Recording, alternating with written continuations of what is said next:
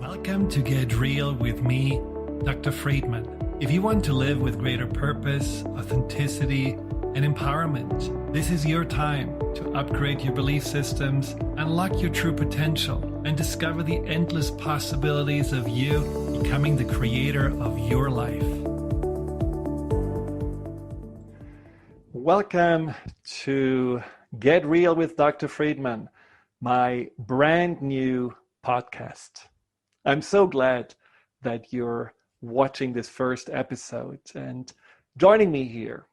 After several years of empowerment radios and cellular wisdom radio, it was just time to do something new.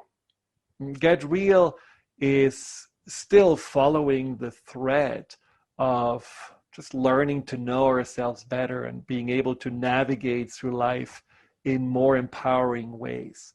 But it's shorter, which helps our shortened attention span, and it's more flexible because I can record from anywhere and anytime, and any time when I have an insight that I really want to share with you, I can just post it on Facebook or YouTube, Spotify, and all those wonderful outlets. So yeah, just keep your eyes open. I always make an announcement for the next podcast, and I will try to do at least 2 a month or more. What doesn't change is, besides the theme, that I will have guests, and those guests are authors, thought leaders, teachers that I find really inspirational.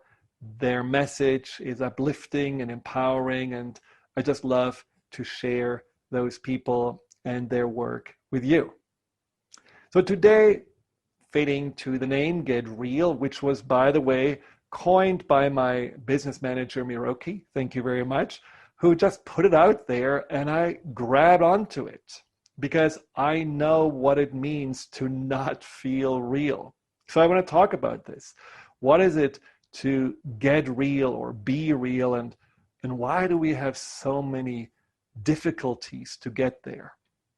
Well, the time I wasn't real at all, and I would say I was probably living at least 6 feet outside of myself, was when I came to Seattle in '96 for initially a 2-year postdoc in a research lab. My identity was all wrapped around my career as a physician. That's who I thought I was. When I went to parties, I introduced myself as a doctor. I mean, still ashamed about that. And I just didn't know anything better. I had worked so hard. I was, in that place where when you have a white coat on and your patients are just looking at you for answers, you automatically feel like, well, your ego is seeing you as that person and not anything else. So when I came to Seattle, I was nothing. I had no relationship. I had no friends. I wasn't in my position of authority.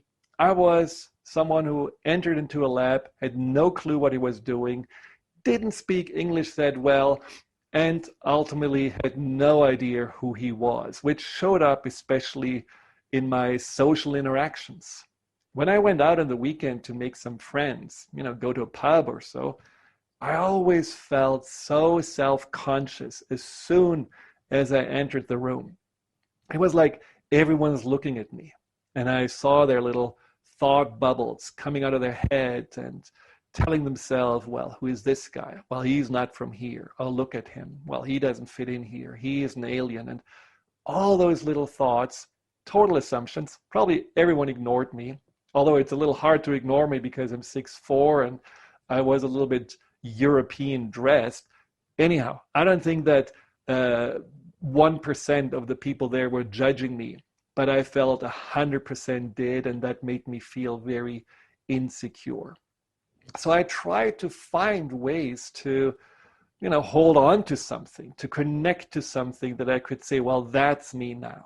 So I became an outdoor person because that's what you do when you are in the Pacific Northwest. Hiking, mountain biking, running, all of those things became my identity. Still didn't feel really solid and strong. until the point when I stumbled across a yoga class. It was Kundalini yoga. And I just chose it because it fit into my schedule. So I went there, and after the first class, which was all about, closing your eyes, going inwards, I felt so different than I had felt in years. So much more peaceful and neutral. It was almost disturbing. And because it was so different and it was almost like a jolt, I went back over and over and over again. And that was my entry point into, I would say, the journey to finding myself. And the journey to find myself had taken on different forms, meditation and yoga, but also working with the subconscious and discovering more my real passion and purpose, and also getting more an understanding of my spiritual beliefs and the beliefs about life in the world. All of those things unfolded over time.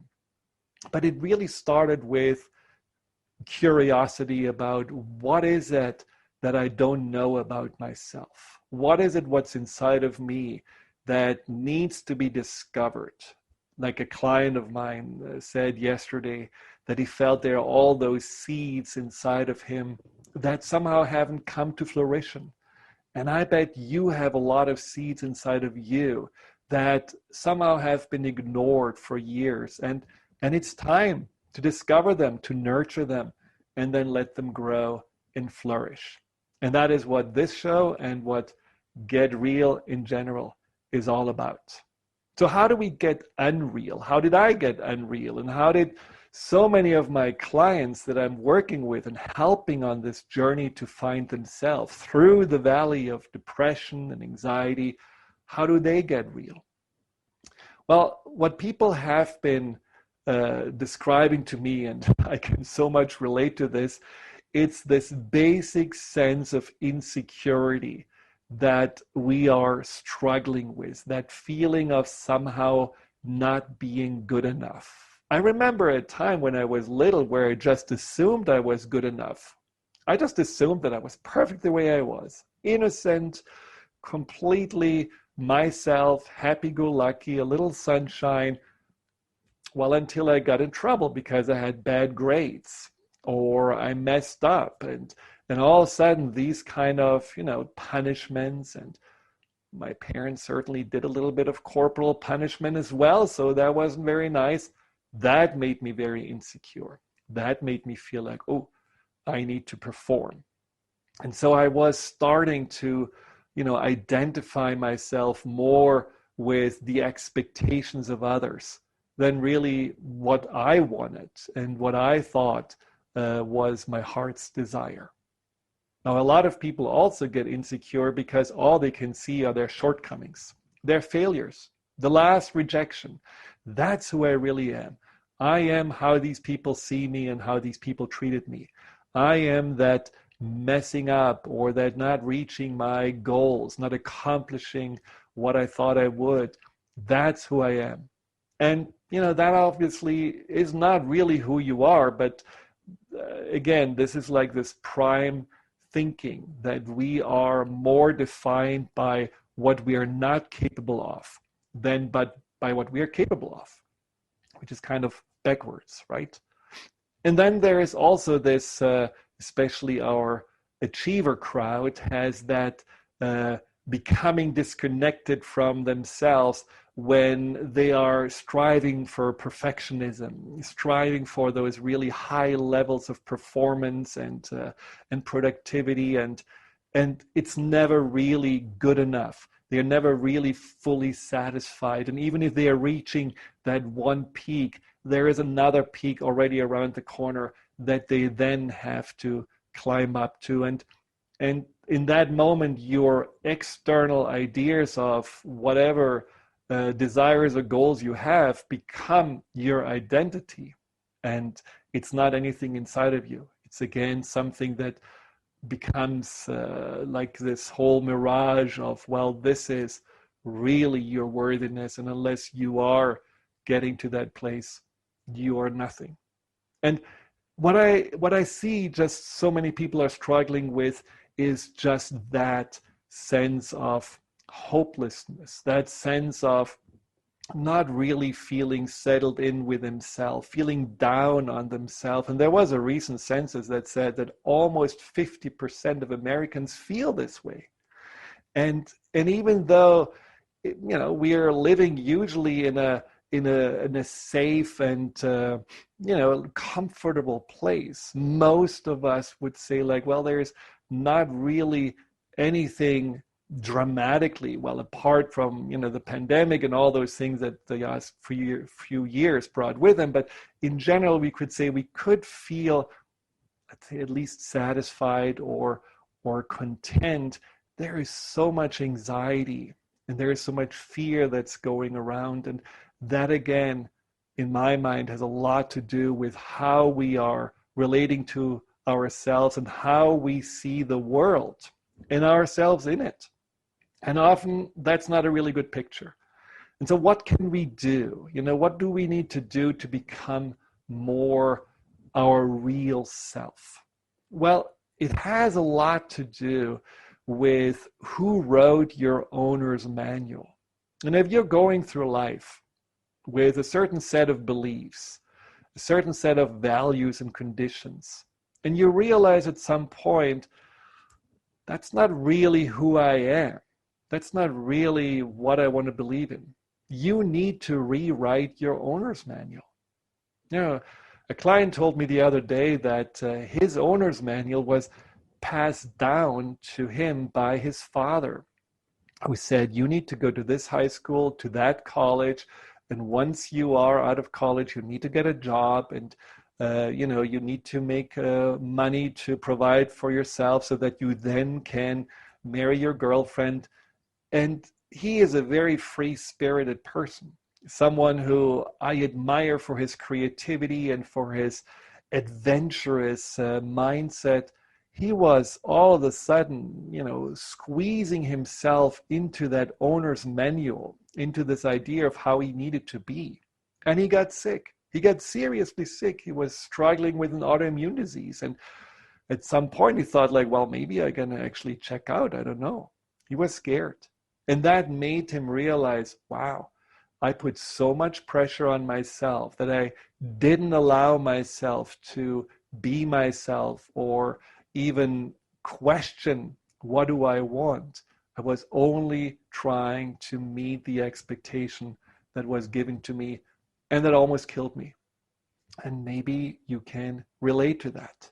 That doesn't mean that you have to change your job and divorce yourself and move somewhere else. It just means that you find answers and your worthiness and your sense of peace and fulfillment from within, and not wait for others to give it to you because you do what they expect you to do, or you play the role that you think was given to you. And I think a lot of us do that. There are the avoiders, the little invisible ones that feel like, well, the only way for me to be in life is if I don't say anything, have no voice, no opinion, don't expose myself, just gonna go to that little tiny form of myself that doesn't really draw any attention. That's certainly a way of disconnect from yourself. There are those that are the pleasers, that are always listening to others, always available. Whenever someone is moving, oh, I'm here, I'm helping you, even though their back is hurting. Those people that identify themselves with helping and caretaking and feel guilty if they don't. And then there are, of course, those achievers, as I mentioned before, that have these high expectations and just feel like this is how I need to be. I need to reach all those goals, and only then I can really accept myself. All of those things lead to a disconnection. And I think I was guilty of all of those. Now, when you're really looking at your life, you probably would admit that being real, discovering your authentic self, wasn't really what you were taught is your purpose in life. But if you're imagining yourself being 80 years old, sitting on a bench, looking back on your life, what do you want to really see? You want to only see how you were somehow getting approval from others, or how you were fitting the bill on what you're supposed to do and live? Or do you want to look back onto things that felt true and real, that were explorations and expressions of yourself, where you made a unique impact on your life? And certainly what you don't want to look back onto are the regrets of not having lived your life. Because isn't it at the end our life? It's our journey. And shouldn't we be the leader of that life and not the follower of somebody else's instructions? So how do we start to get real? Well, I think the first thing is probably the hardest. It was, at least for me, which is to realize that we are constantly lying to ourselves. Yes, you heard me. We are lying to ourselves. First of all, we are lying to ourselves when we are pretending that we are powerless, not good enough, that we cannot really change or be ourselves because we have tried so many times and it never worked out. So that is something that we really need to understand, that we always are more than we think we are, and we always have more potential inside of us than we are willing to show. We just forgot. We just felt not safe and secure to do that.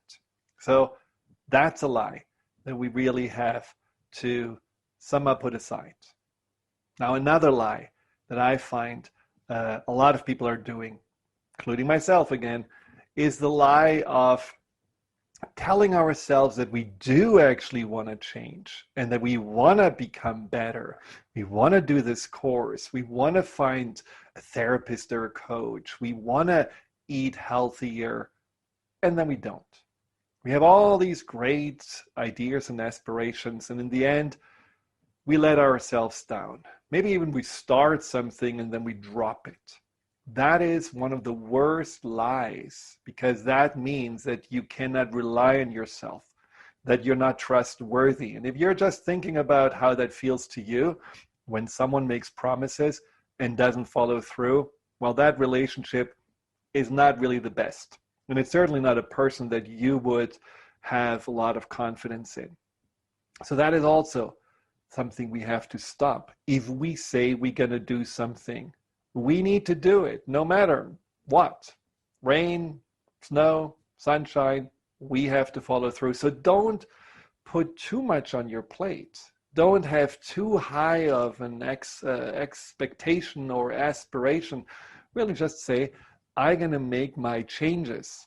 Maybe the change of getting real, the connection to yourself, maybe the change of becoming more positive. I'm going to make it small, in increments, something that I can succeed in and follow through with, so that I can build more confidence and trust in myself. Another way of lying to ourselves is when we are judging ourselves. You know, this nitpicking. Well, we drop something and right away we are calling ourselves stupid or clumsy, or maybe we have a little bit of extra tissue and we call ourselves fat, or we are actually just naturally aging and we call ourselves ugly and old. Well, again, how would you feel if someone would say those things to you? You would be insulted, you would be outraged, but we do it to ourselves all the time, and it's not the truth. We cannot define ourselves by just one little aspect of ourselves, that we are blowing up so big that it overshadows everything else. Another lie. And I think another lie is also the idea that we have to somehow compare ourselves with others, because we can't, or that we have to compete with others, because somehow life seems to be a competition, an idea around winning or losing, which it isn't. So these are all lies. I was the best person in comparing myself to others, and I always compared myself to those that were better than me, and I always came up short. And the same thing with competing. I always thought I need to somehow, be ahead of others or beat others, and it never really made me happy. It never really brought me closer to myself. So all of those ideas we need to question, all of those assumptions and I think lies, we need to somehow set the record straight with and choose, how do we want to see ourselves? Are we really just an expression of little shortcomings? Are we really people that are completely limited and not good enough? Is life really a competition, or is life maybe something else? Is life a journey? Is life an adventure? Is life a piece of art, and we are the artists to make that out of it that we choose to? Is life for us to explore ourselves, to grow on a personal, but also on a maybe soul level?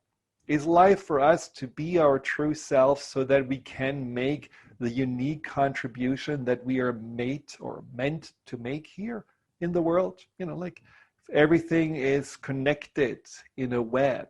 Well, we have to fill our place. And if we are not really our true self, how can we make our place really solid and meaningful? And so, thinking about life more than just, a contest or something that's about success or failure. That is something that can also bring you closer to yourself.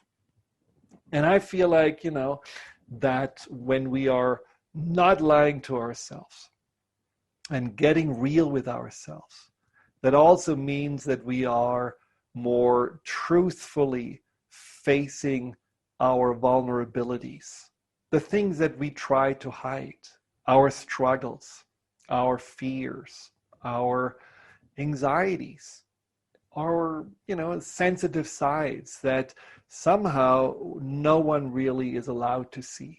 I don't know when it happened that being vulnerable was no longer okay, and it's more important to be cool than to be authentic and real. When was it not allowed anymore to have any other emotion than happiness and confidence? All of those things somehow got us disconnected from the outside world when we do feel insecure, when we do feel vulnerable. And since we don't really want to feel this way, it also got us disconnected from ourselves. So we are avoiding and we are denying ourselves those feelings, trying to numb ourselves out or distracting ourselves. So if you want to get real, you have to also be real with yourself and realize, yes, I do have shadow sides. I do have sides that are wounded. I do have sides of me that are confused or that are in conflict with each other. I do not always feel that what I have inside should be seen by everybody else. There are aspects of me that I still need to learn to understand because right now I'm ashamed of them or I want to get rid of them. But I cannot really get rid of a part of me because I would lose my wholeness. So really being truthful to yourself also means to have the courage to look inside, not with a evil eye or a judgmental mind, but much more with a curiosity and already a sense of kindness and caring, because I believe what is inside of us is only seen as bad or negative because we don't understand it. We don't see where it comes from. We haven't put the story together and we haven't connected the dots. So whatever you haven't really felt good enough about yourself, see more where it comes from and have kindness with that aspect of yourself, because often it's much more an imprint from the outside than really the truth of who you are. And we're going to definitely talk much more about this in future podcasts.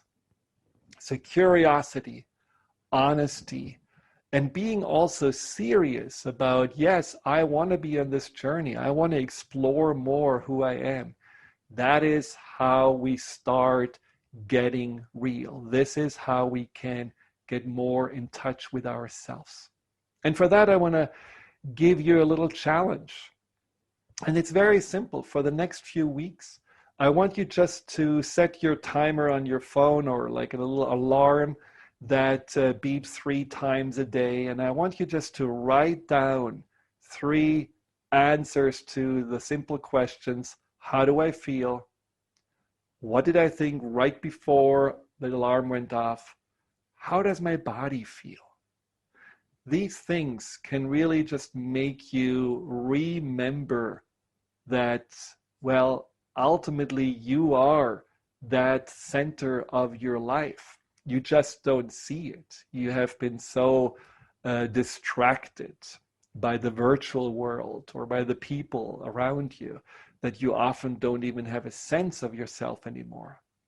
Many of my clients have to really, first of all, tune into themselves, into their thoughts, into their emotions, into how their body feels. Like, basic body sensations like hunger, tired, thirst, all of those things, they haven't been in touch with because they were so on that disconnect level that only when they were struggling with anxiety, almost as if anxiety was saying, hey, pay attention to yourself, that's when they started to actually look inside again.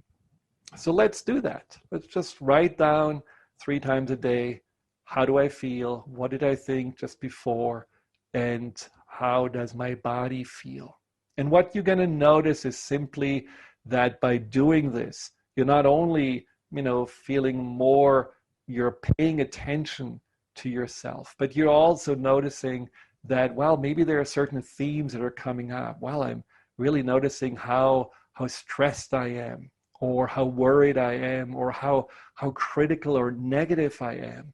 And I really see that my emotions often are more emotions of exactly that kind, anxiety, or maybe I'm feeling very often doubtful, or I have always a sense of, the feeling of being late or being behind. Pay attention to that. If those feelings are now what you notice, then you can say, wow, is that real? Or is that just something that I need to work with so that I can go deeper inside and feel more relaxed and feel more myself? And the same with the body. The body can tell you a lot on what you're not paying attention to. Am I tight? Am I feeling contracted? Am I feeling relaxed, at peace? Is my body feeling open? What are those feelings that I have on a physical form? And again, these are often feedbacks from what's going on in your mind. Because when we are real, the thing that I have observed is that we are not necessarily always exuberant and happy, but there is a sense of certainty within. It's almost like you are becoming your own center of gravity. And you're going through life as I mentioned before, the leader of your life. You feel like you're in control of your reality. You're not in control of all the circumstances you're in or the people around you, but you're always in control of how you want to see those things, how you want to feel about them, how you want to respond to them. It's like you are the author of that story of your life, and you keep on writing it. And you keep on developing it, and you keep on exploring it. And every day this way feels meaningful. It's not just the living for the weekend or for the vacation or the retirement. It's like every day is an exploration. Every day is something that tells you more about yourself, who you are, what you like, what you're capable of, what your purpose is. All of those things are revealing themselves, and all of those things are within your grasp. As someone said, the only price we pay for being real is paying attention.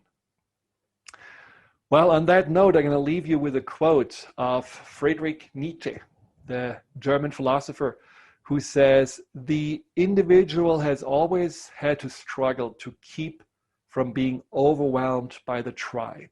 Tribal consciousness. If you try it to not get overwhelmed, you will be lonely often and sometimes frightened. But no price is too high to pay for the privilege of owning yourself. And being real is ultimately that, owning yourself, owning your life, your journey, and your reality. So thank you so much for joining me today on this podcast. Please subscribe to it if you haven't already. And I'm really looking forward to being with you on this journey of self-exploration and becoming more and more real with ourselves. Until next time, take care.